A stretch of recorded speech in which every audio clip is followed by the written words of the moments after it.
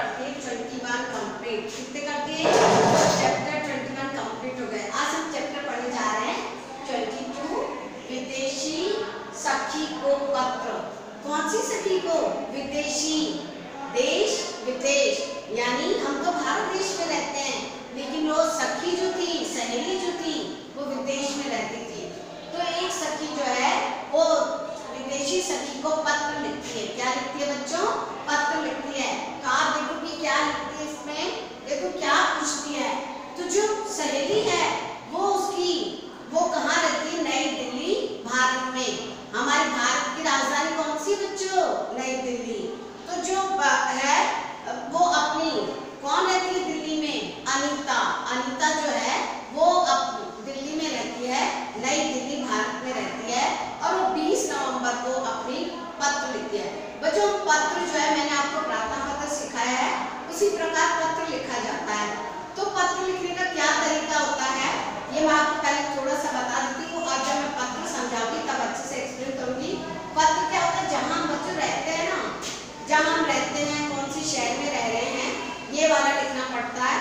ऊपर हल्का सा शहर का नाम, जैसे हम जयपुर में रहते हैं तो जयपुर, और जो यहाँ तारीख लिख देते हैं, और इस तरफ जो है जिसको लिखना होता है उसका नाम लिखते हैं।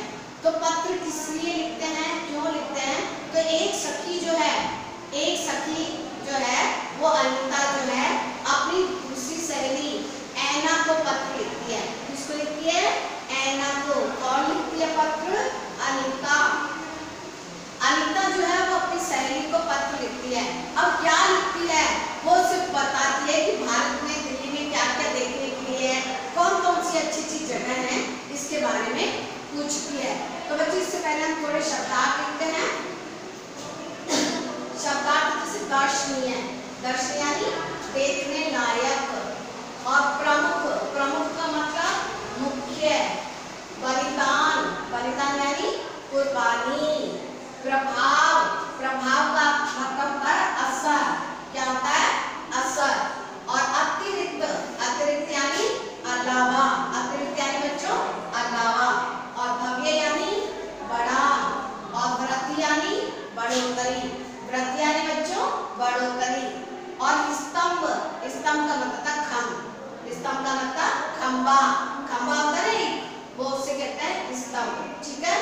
अब जो है एक सहेली जो है अनीता जो है अपनी प्रिय मित्र ऐना को पत्र लिखती है और दिल्ली के बारे में पूछती है। तो कहती है कि आज ही तुम्हारा पत्र प्राप्त हुआ, तुम्हारी कुशलता का समाचार। यानी हम सबसे पहले किसी को पत्र लिखेंगे तो कम से कम ये तो पूछेंगे कि भाई आप कैसे हो और आप वहाँ पर ठीक होंगे, और थोड़ा बहुत हम अपने बारे में भी बताएंगे कि हम सब यहाँ पर ठीक है, और फिर ये भी बताएंगे कि तुमने पत्र क्या लिखा है, यानी पत्र में क्या पूछा है या क्या बताना चाहते हो। तो अपनी अनीता जो है वो अपनी प्रिय मित्र ऐना को पत्र लिखती है कि आज ही तुम्हारा पत्र प्राप्त हुआ, तुम्हारी कुशलता का समाचार जानकर प्रसन्नता हुई। वो अपनी सखी को लिखती है कि जो मुझे तुम्हारा पत्र प्राप्त हुआ, तुमने ये लिखा है कि मैं वहाँ पर ठीक हूँ, कुशलता से हूँ, तो मुझे जानकर बहुत खुशी हुई कि तुम वहाँ पर ठीक हो। तुमने पत्र में दिल्ली के दर्शनीय स्थल के बारे में जानने की इच्छा प्रकट की है। अनीता ने ऐना को कहा है कि तुमने जो है क्या पूछा है, तुमने दिल्ली में क्या क्या देखने के स्थान है, कैसी कैसी चीजें, इसके बारे में जानकारी प्राप्त करनी चाहिए। तो मैं इसके बारे में तुम्हें क्या देती हूँ, जानकारी देती हूँ। भारत के दिल्ली शहर में अनेक दर्शनीय स्थल है। बच्चों भारत की राजधानी दिल्ली है और दिल्ली में देखने लायक बहुत ऐसे अच्छे अच्छे स्थल हैं, है ना, दर्शनीय स्थल है। तो ये बताती पुरानी दिल्ली के दर्शनीय स्थानों में प्रमुख है। बच्चों दो, जैसे एक नई दिल्ली और एक पुरानी दिल्ली। ठीक है। तो ये बता रहे कि पुरानी दिल्ली में बहुत सारे देखने के लिए स्थान है, जैसे लाल किला है। क्या क्या बच्चों? लाल किला, जामा मस्जिद, गुरुद्वारा, शीशगंज तथा चांदनी चौक का बाजार। यानी जो पुरानी दिल्ली है, पुरानी दिल्ली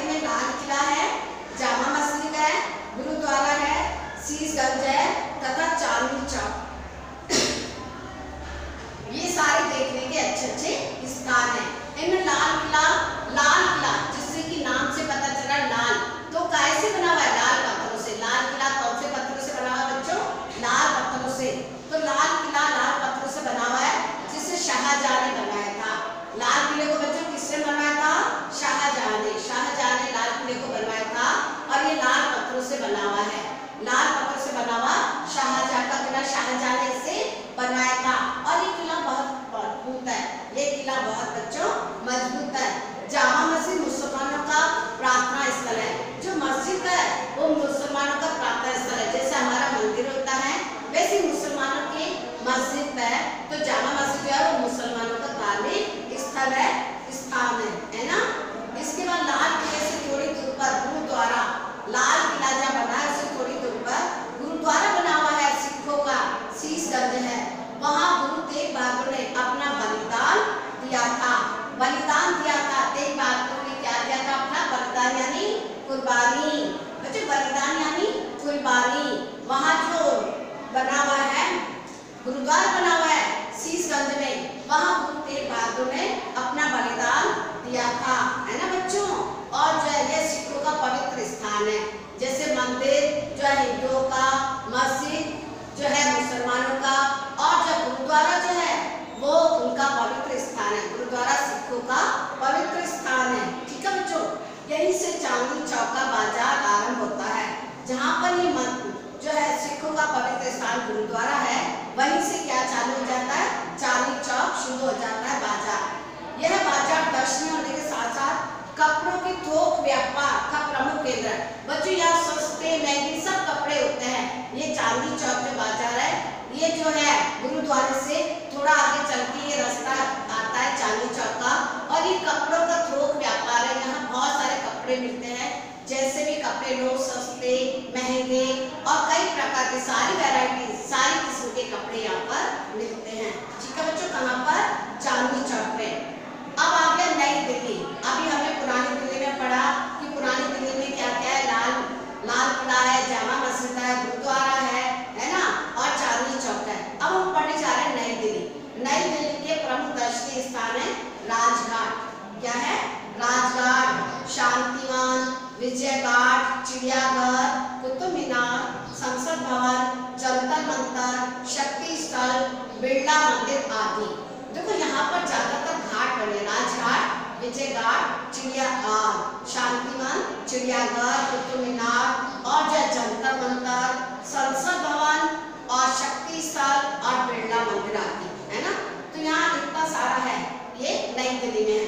बच्चों राजघाट पर, अब राजघाट पर महात्मा गांधी जी का, शांतिवन में जवाहरलाल नेहरू जी, है ना। देखो राजघाट पर तो महात्मा जी का है, और शांतिवन में जवाहरलाल नेहरू जी की, और विजय घाट पर लाल बहादुर शास्त्री जी की तथा शक्ति स्थल पर श्रीमती इंदिरा गांधी जी की समाधियां हैं। इन सबकी समाधियां हैं। अब किस किस की ध्यान से सुनो कि राजघाट पर, की जो राजघाट पर है वो महात्मा गांधी की समाधि है बच्चों, और शांतिवन में जवाहरलाल नेहरू जी की, विजय घाट पर लाल बहादुर शास्त्री जी की, और शक्ति स्थल पर श्रीमती इंदिरा गांधी जी की क्या है बच्चों? समाधियां बनी हुई है। यहाँ के चिड़ियाघर में अनेक पशु पक्षी है बच्चों, का चिड़ियाघर बहुत बड़ा है, यहाँ पर बहुत सारे पशु पक्षी है ना। चिड़ियाघर में क्या होता है? पशु पक्षी होते हैं, तो यहाँ बहुत सारे पक्षी, कई तरह के बहुत सारे ऐसे पशु पक्षी है जिनको हमने कभी देखा भी नहीं, तो इतना बड़ा ये चिड़ियाघर बना हुआ है। और कुतुब मीनार एक सुंदर भ्रमण स्थल बन चुका है। कुतुब मीनार जो लोग देखने जाते हैं, और बहुत बड़ा सुंदर स्थल बना हुआ है जहाँ लोग आराम से बैठ सकते हैं, ठीक है। यह एक लोहे स्तंभ भी है। क्या स्तंभ है? लोहा यानी लोहे का, जिसे चंद्रगुप्त द्वितीय ने बनवाया था। लोहा स्तंभ को किसने बनाया था? चंद्रगुप्त द्वितीय ने बनवाया था। इसकी विशेषता है कि इस पर सैकड़ों वर्ष के पश्चात भी जंग नहीं लगी है। लोहे पर बच्चों कहते हैं जंग लग जाती है, लेकिन जो है इस लोहा पर क्या है? जंग नहीं लगी। यानी एक लोहे स्तंभ है। स्तंभ का मतलब मैंने आपको बताया था खंबा। स्तंभ यानी बच्चों खंबा। यहाँ एक लोहा स्तंभ है, अर्थात जो है इसे किसने बनाया था? चंद्रगुप्त द्वितीय ने बनाया था। बच्चों इस लोहे स्तंभ की एक विशेषता है कि इस लोहे स्तंभ पर कभी जंग नहीं लगा, अब तक भी उस पर जंग नहीं लगा है, सैकड़ों वर्ष के पश्चात भी। संसद भवन में देश के कानून बनाए जाते हैं। हमारे देश के कानून कहाँ बनाए जाते हैं? संसद भवन में। और राष्ट्रपति भवन में देश के राष्ट्रपति रहते हैं। राष्ट्रपति भवन में कौन रहेंगे? राष्ट्रपति रहेंगे, है ना। और राष्ट्रपति भवन का मुगल उद्यान बहुत सुंदर तथा देखने योग्य है। राष्ट्रपति भवन का जो मुगल उद्यान है बच्चों बहुत सुंदर है, वहाँ लोग सुंदर भवन को क्या करने जाते हैं? देखने के लिए जाते हैं। और बिरला मंदिर, जैसे कि भगवान जी का मंदिर है, यहाँ का प्रसिद्ध मंदिर है। दिल्ली में जो बिरला मंदिर बच्चों बना हुआ है वो बहुत प्रसिद्ध मंदिर है। काफी लाखों के लोग भी यहाँ जो है दर्शन करने के लिए श्रद्धालु आते हैं। ये बिरला मंदिर किसका है? लक्ष्मी नारायण जी का मंदिर होता है। इसमें लक्ष्मी नारायण, भगवान शंकर, माँ दुर्गा तथा हनुमान जी की भव्य मूर्तियां स्थापित की गई है। ये जो बिरला मंदिर है, इस बिरला मंदिर में बच्चों लक्ष्मी नारायण मंदिर, भगवान जी की, भगवान शंकर जी और माँ दुर्गा तथा हनुमान जी की भव्य मूर्तियां, भव्य बहुत बड़ी बड़ी मूर्तियां स्थापित की गई है। इनके अतिरिक्त कनॉट प्लेस का पालिका बाजार भी दर्शनीय स्थान है।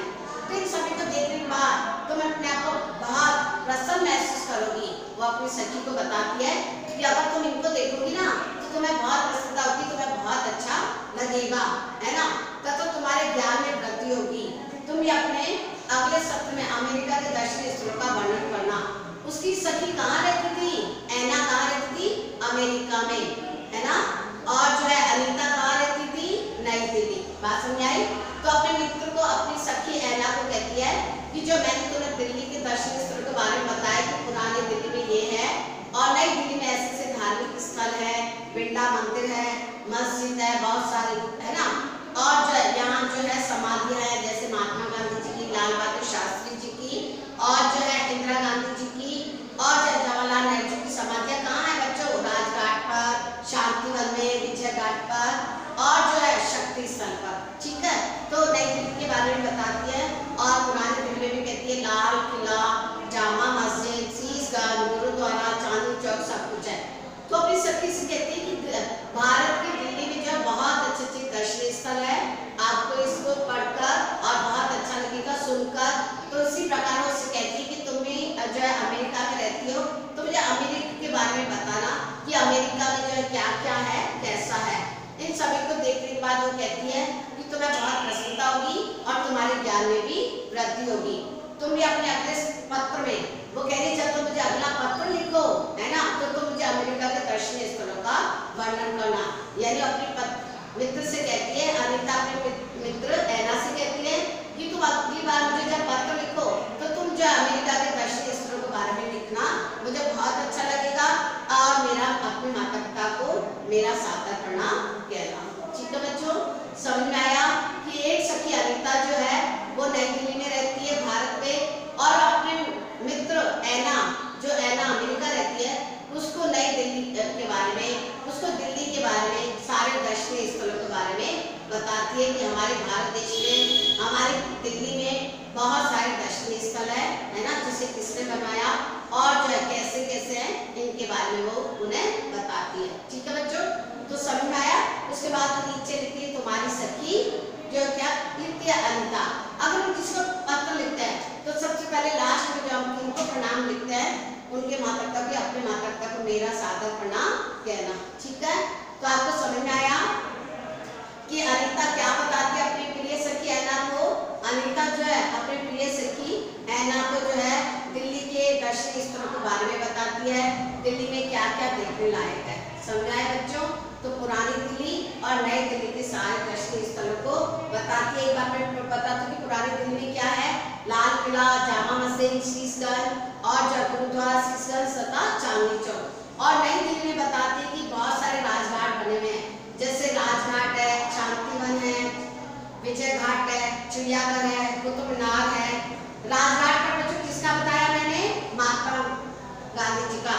शांतिवन में जवाहरलाल नेहरू जी की समाधि, विजय घाट पर लाल बहादुर शास्त्री जी की समाधि और जो है मैंने इस प्रकार जो है शक्ति स्थल पर श्रीमती इंदिरा गांधी जी की समाधि के बारे में बताया।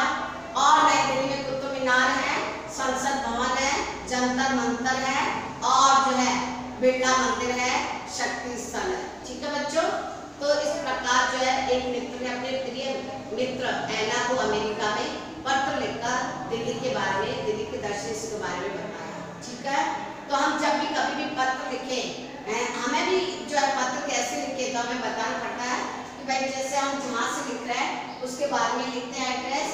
ठीक है, उसके बारे में किसको पत्र लिखना है ये बताएंगे, उसके बारे में ये बताएंगे कि हम किस लिए पत्र लिख रहे हैं। ठीक है, और फिर नीचे जो है कौन लिख रहा है ये लिखेगा। ठीक है, तो आप जो है आपको क्या करना है, इसके आपको सारे शब्दार्थ करने हैं और मैं नेक्स्ट लेक्चर में इसकी क्या दूंगी, क्वेश्चन आंसर एक्सप्लेन करूंगी।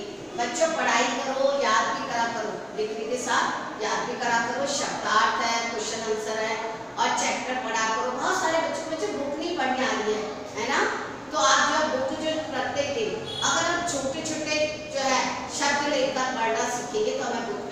पढ़नी आ जाएगी। आ की मात्रा, छोटी की मात्रा, बड़ी की मात्रा, जितना कुछ भी पढ़ेंगे वो धीरे धीरे पढ़ेंगे तो हमें बुक पढ़नी आ जाएगी। ठीक है, तो इसके जो है ये क्वेश्चन आंसर है, मैं आपको नेक्स्ट लेक्चर में दूंगी। ओके बेटा, थैंक यू। खुश रहिए।